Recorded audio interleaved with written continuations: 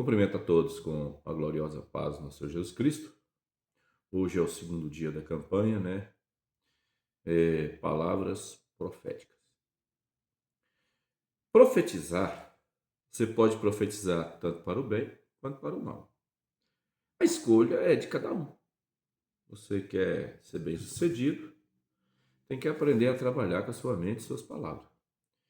Porque Jesus disse que a boca fala o que está cheio o coração. Se o seu coração está cheio de Deus, você vai falar coisa de Deus.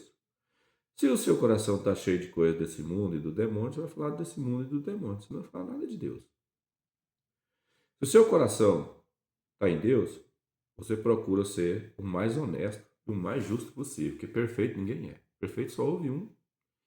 E se ele viesse hoje, o povo mataria do mesmo jeito, que é Jesus Cristo. Porque ele veio para morrer mesmo na cruz do Calvário. Ele veio para isso mesmo, entendeu? Ele não veio senão para outra coisa que fosse para morrer na cruz do Calvário. Mais nada. Então, irmãos, eu quero que você entenda que nesse exato momento, no segundo dia da campanha, e nós vamos fazer a continuação da leitura de 1 Reis, capítulo 17, depois nós vamos passar por 18, passar por outros versículos, né? Não é o mesmo, vai ser aleatório a leitura da palavra, mas eu achei por bem falar da viúva de Sarepta. Eu creio que na mente de Elias, quando Deus falou assim, ordenei uma viúva que te sustente, no mínimo, como ser humano, uma viúva me sustentar, então ela tem muito dinheiro, tem muita comida na casa dela, muita abundância de víveres, né? Só que a coisa interessante que dá a impressão que Deus nos salvou não foi o Elias, Deus estava salvando era a viúva e o filho. Embora ele não ouviu a voz de Deus, irmão. Deus falou para Elias, você vai lá para Sarepta e Sidom, que eu ordenei uma viúva que te sustentasse esse resto de período de seca, que foi muito tempo.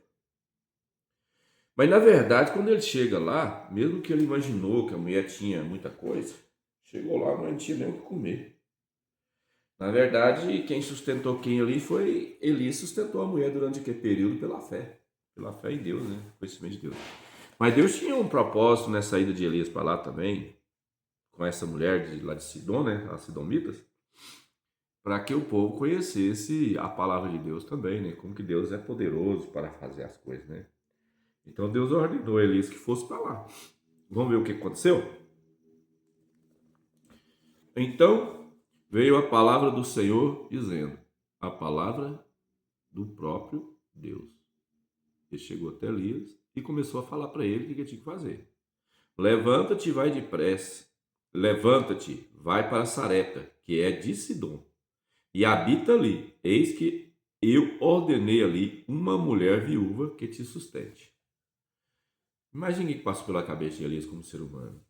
Como seria essa mulher? Seria rica? Seria pobre? Seria abastada? Como seria?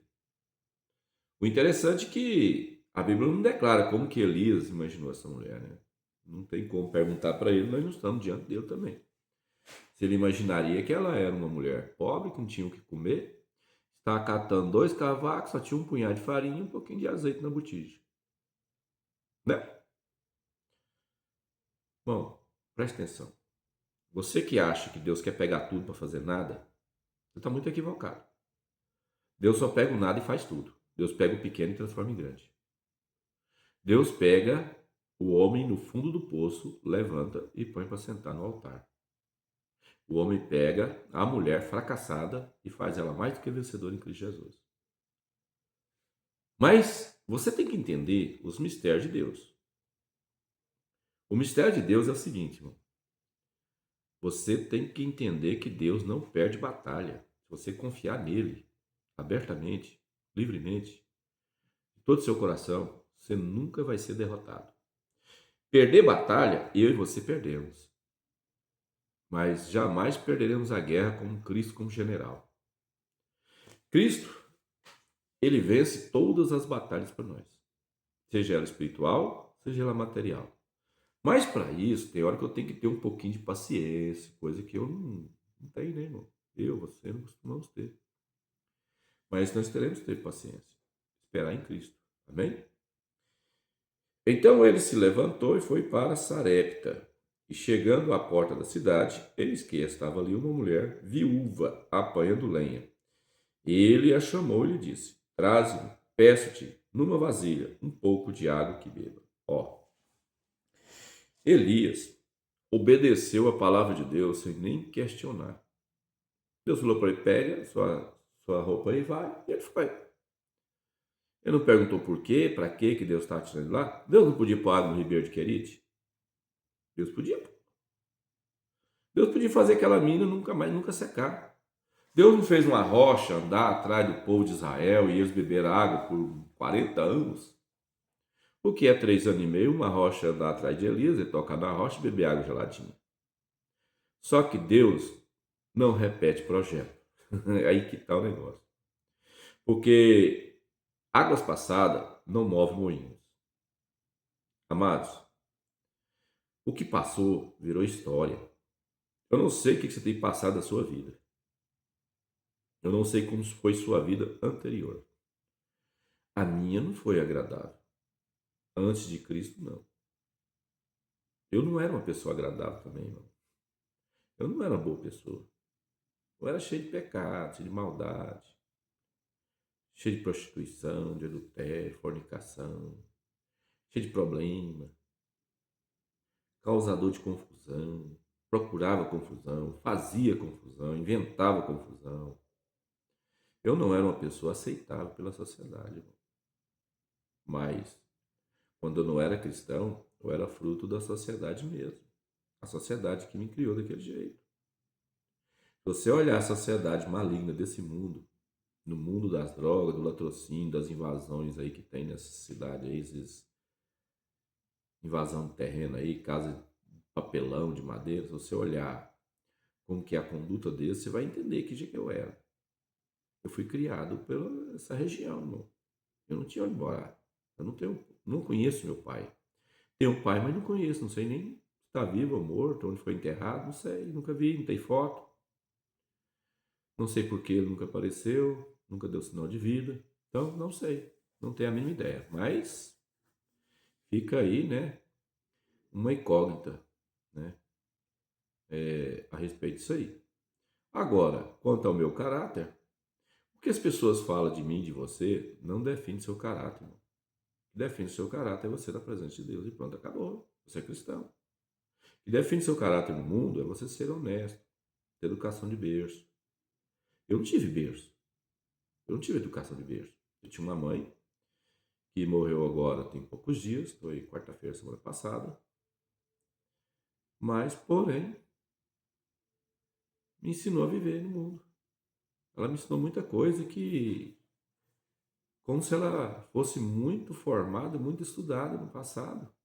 E minha mãe não tinha nem quinta série.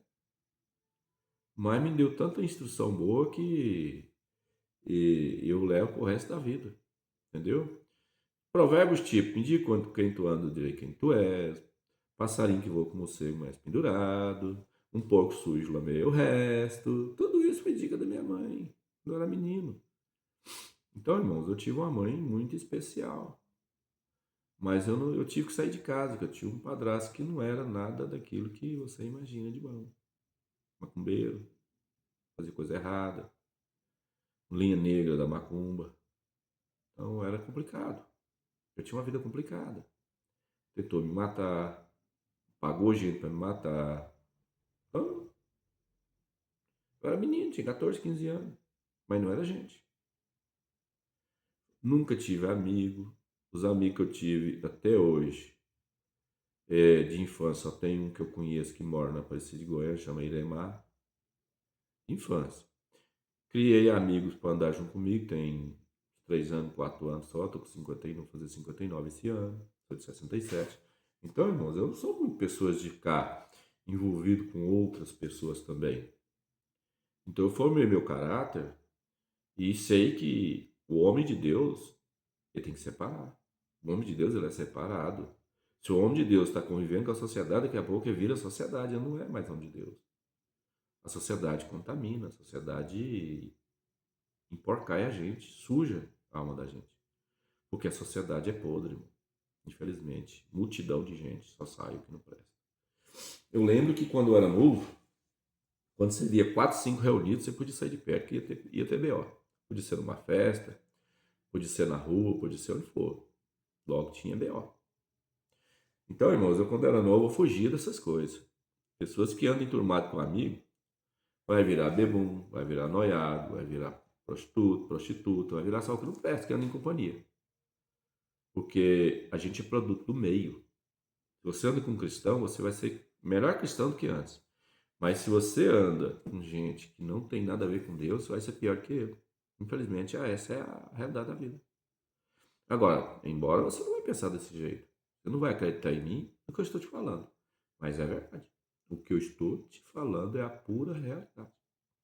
Me diga quem tu andas, eu direi quem tu és.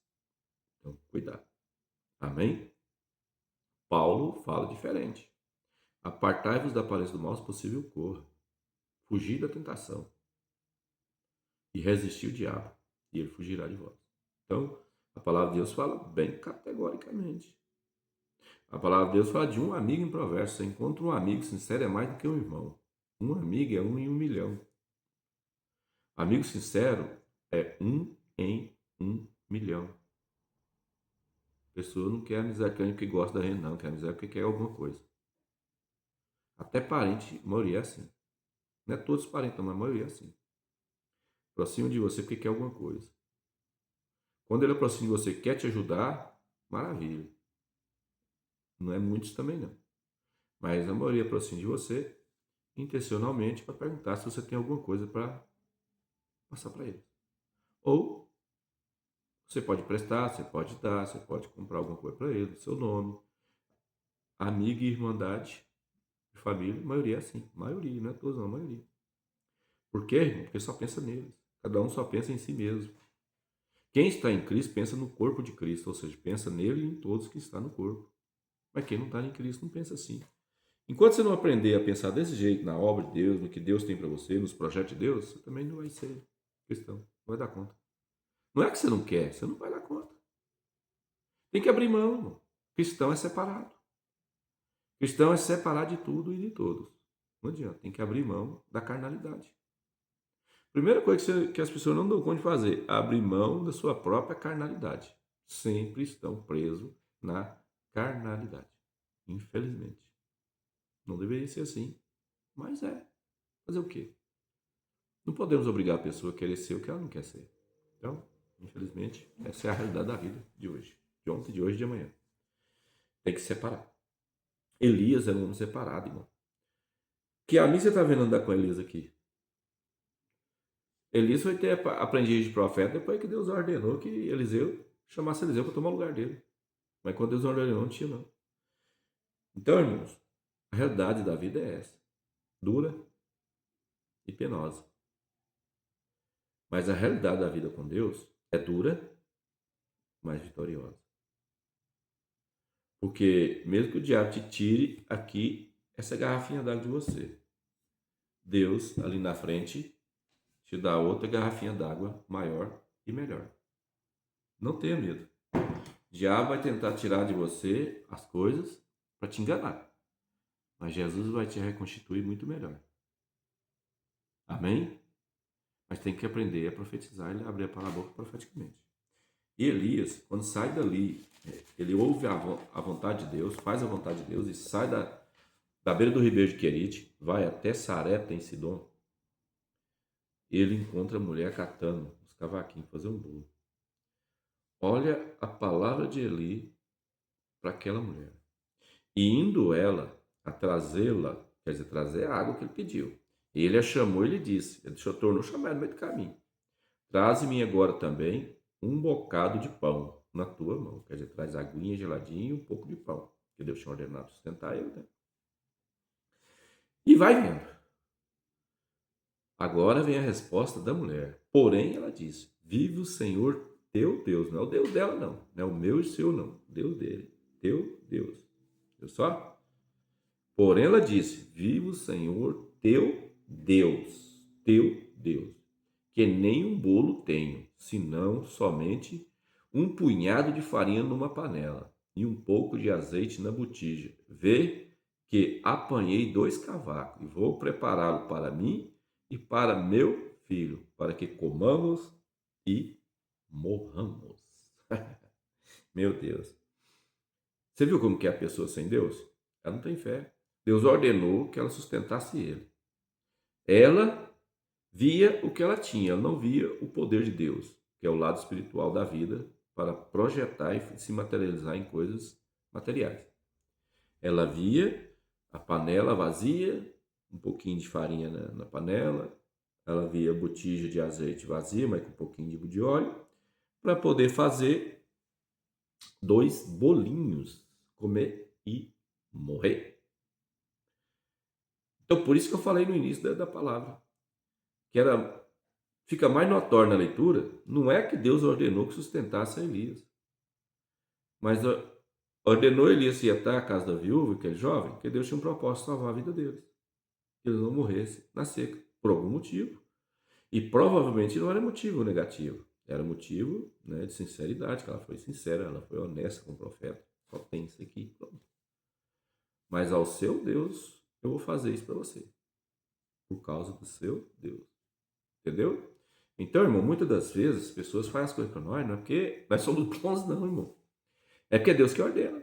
Deus ordenou, então o diabo obedece. Deus fala, Satanás, desce na terra agora, vai lá e pega lá e faz isso para o meu servo lá e tem que vir. Deus mandou, pronto, acabou.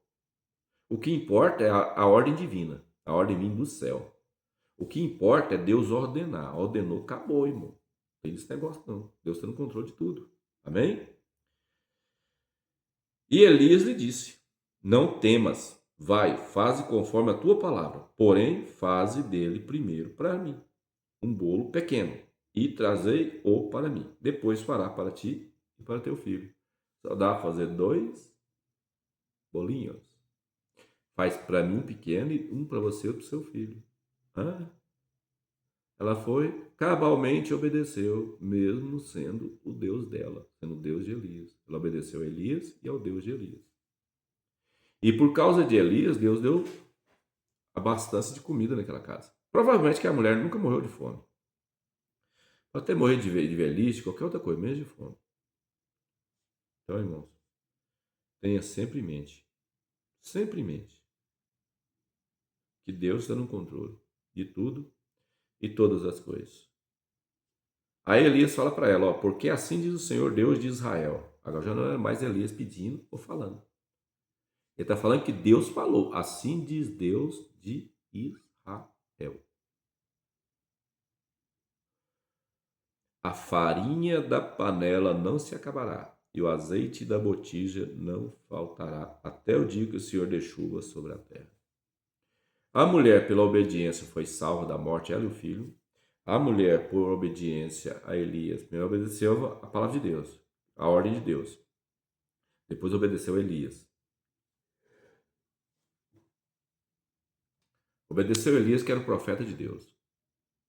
Então, hoje, no desafio da palavra profética, a mulher não murmurou, a mulher não reclamou, relatou fatos, relatou o que ela tinha, o que ela não tinha, que tinha filhos e não tinha marido. Elias fez a vontade de Deus, obedeceu e profetizou em nome de Deus. Assim diz o Senhor dos Exércitos. Nunca faltará a farinha da panela, nem o azeite da botija, durante essa seca. E a seca, na verdade, durou 3 anos e 6 meses. Amém? Então, nós estamos aqui diante de uma palavra, né? Muito maravilhosa. Aí, por causa da palavra de Deus, de Elias, e a obediência dos servos, tanto Elias quanto a senhorinha, né? Diz a palavra, versículo 16, que é o último, né? Que é do 8 ao 16. Da panela a farinha não se acabou e da botija o azeite não faltou, conforme a palavra do Senhor, que falara pelo ministério de Elias. Né? Olha só, irmão, que coisa maravilhosa. Por isso que temos que observar o que você é, o que você tem. Porque Deus quer te abençoar, te livrar, guardar e proteger. Mas para isso eu tenho que aprender a me posicionar como servo de Deus. Senhor Deus, diante da tua palavra, diante da tua presença. Eu venho aqui, Senhor, nesse exato momento, glorificar, exaltar o Senhor, porque do Senhor é a terra e a sua plenitude, e tudo que habita debaixo dos céus e da terra, porque eu sei que o Senhor está conosco. Eu sei que o Deus de Jacó é o nosso refúgio e fortaleza, socorro bem presente. Guarda os teus servos, guarda os teus servos. Hoje, Pai, segundo dia da campanha da palavra profética. Senhor, eu profetizo na vida desse irmão a libertação, a salvação para a família dele, para ele e para a família dele. Pai, a libertação para ele e para a família dele. Senhor, eu profetizo aqui em teu nome, Pai, a cura divina para todos os enfermos que são inscritos neste canal. Pai, eu profetizo a unção da porta aberta da cirurgia, da porta de emprego, da porta da salvação. Eu profetizo, Pai Santo, ó Deus de mistério aqui, ó Deus Todo-Poderoso, meu Deus, que este irmão, esta irmã, seja agraciado com as suas bênçãos. Que este irmão, esta irmã, seja abençoado em nome do Pai, do Filho e do Espírito Santo de Deus. Irmãos, desejo para você um ótimo sábado e a paz do Senhor. A paz do Senhor e a paz do Senhor Jesus Cristo. Amém? E a graça e a paz do Senhor Jesus Cristo esteja com a sua família também. Que haja harmonia nesse final de semana, que haja paz, que haja comunhão na mesa, quando você estiver ceando, quando você estiver conversando com sua família. E abençoado seja tu e tua casa e toda a tua parentela, prósperos, cheio da virtude do Espírito de Deus, cheio da graça de Deus. Amém? E a paz do Senhor, a paz do Senhor e a paz do Senhor. Amém? Até amanhã.